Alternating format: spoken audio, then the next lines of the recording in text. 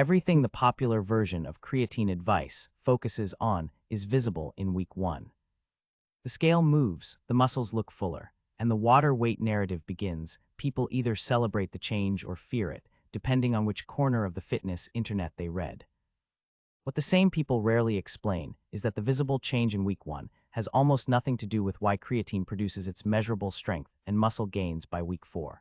Those two things, the early scale movement and the late strength gains, are driven by completely different mechanisms, and confusing them is the reason most people who quit creatine in the first 2 weeks stop before the mechanism that actually matters has had time to do anything.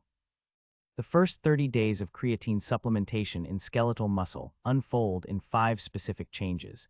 The order matters, the mechanism of each is different, and none of them work the way the marketing language used to sell creatine suggests.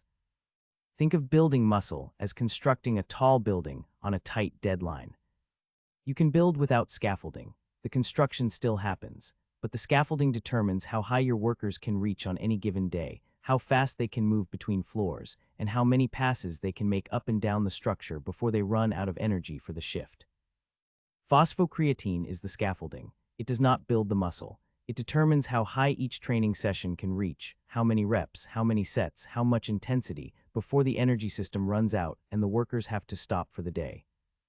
Creatine supplementation does not build muscle. It expands the construction envelope. Every training session in the first 30 days reaches higher because the scaffolding is more complete. The muscle built over those 30 sessions is the result. The creatine is what allowed each session to do more than it could without it. Here are the 5 changes, in the order they occur. Number 1, week 1. Intracellular water enters the muscle fiber and sends an anabolic signal. In the first 7 days of creatine supplementation, the primary observable change in skeletal muscle is an increase in intracellular water content. Creatine is an osmolyte. It draws water into the cells where it is stored. Each gram of creatine that enters a muscle cell brings approximately 2 to 3 grams of water with it. This is the water weight, but what most popular explanations miss is what that water does once it is inside the cell. Intracellular hydration in skeletal muscle is not a passive event.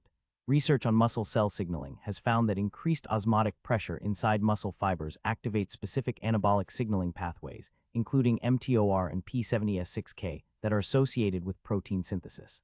The cell detects that it has expanded, interprets this as a growth stimulus, and activates some of the same downstream signaling that a resistance training session produces.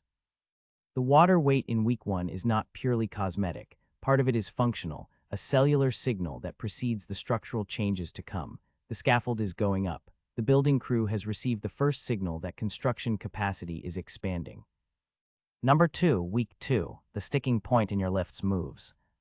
By the second week of creatine supplementation, phosphocreatine stores in muscle have risen meaningfully, not to full saturation yet, but enough to produce a measurable functional change during high-intensity training.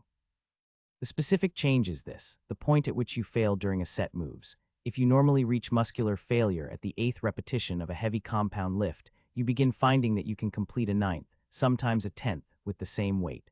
The scaffold is now tall enough for the workers to reach 1 floor higher than before. The mechanism is phosphocreatine resynthesis rate. Between the moment of ATP depletion during a maximal effort rep and the moment the cell can sustain another maximal effort rep, phosphocreatine must donate its phosphate group to regenerate ATP. With higher phosphocreatine stores available, this resynthesis happens faster and more completely.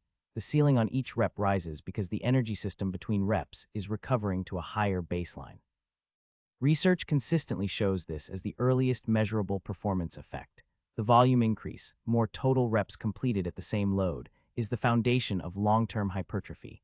Every additional rep in the next 20 days of training is mechanical stimulus that would not have existed without the week 1 saturation. The workers are reaching 1 floor higher. The building is growing faster because of it. Number 3, weeks 2 and 3, interset recovery improves. Alongside the per set volume increase, the recovery between sets changes during weeks 2 and 3. Phosphocreatine resynthesis during rest periods is the primary energy system refueling mechanism for high-intensity work.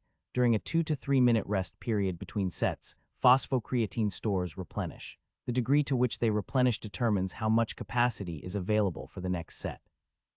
With higher total phosphocreatine stores, the replenishment during a fixed rest period reaches a higher absolute level, which means the second set, the third set, and the fourth set start from a higher energy baseline than they did before creatine supplementation. A study published in the Journal of Applied Physiology by Vandenberg and colleagues found that during tests of repeated maximal voluntary contractions, the creatine group showed significantly less fatigue across multiple sets compared to the placebo group. The interset recovery was more complete. The total work done across all sets of a training session was therefore greater. This is the compounding effect that accumulates over 30 days, not just higher reps in a single set, higher total volume across the entire session, session after session, for 4 weeks. The building site is operating with more worker shifts per day. The floors are going up faster. Number 4, weeks 2 through 4. Type II fiber loading, the specificity most people never hear about. Creatine does not distribute evenly across all muscle fiber types. Type I fibers, the slow-twitch fibers used for endurance and lower intensity sustained effort, have lower creatine demand and lower creatine transporter expression. They take up creatine, but not preferentially. Type II fibers, the fast-twitch fibers used for explosive, high-intensity, power-based movement, have higher creatine transporter expression and preferentially accumulate creatine and phosphocreatine. These are also the fibers with the greatest hypertrophic potential. They produce the most force per unit of cross-sectional area and respond most dramatically to resistance training stimulus. Research referenced in the Journal of Applied Physiology confirmed that prolonged creatine supplementation increases type II muscle fiber diameter specifically, not just general lean mass or overall fiber size, but the fast-twitch fibers that generate force and that grow the most visibly in response to training. The scaffolding is not distributed evenly across the building site. It is concentrated around the floors that are going up fastest, the ones that will define the building's ultimate height, and it supports those floors specifically in the weeks before full saturation is reached. Number 5, day 21 to 30, full saturation and the new performance baseline. By approximately day 21 of standard daily dosing at 3 to 5 grams, or faster with a loading phase, muscle creatine stores reach 100 to 110% of their prior baseline. The phosphocreatine system is operating at its maximum capacity. At this point, the scaffold is complete. The workers have maximum reach on every floor, and the training sessions during days 21 through 30 are operating from the highest performance baseline the creatine supplementation will produce. What this looks like in practice: more total reps across all sets, better interset recovery, and most importantly, a training load across the full 30 days that is meaningfully higher than it would have been without the supplementation. That higher total training load, the accumulated mechanical stimulus across all 30 sessions, is what the muscle has been adapting to. The size and strength differences at day 30 are not from creatine directly. They are from the training that creatine allowed to be more demanding. Before the protocol, nothing here replaces medical guidance.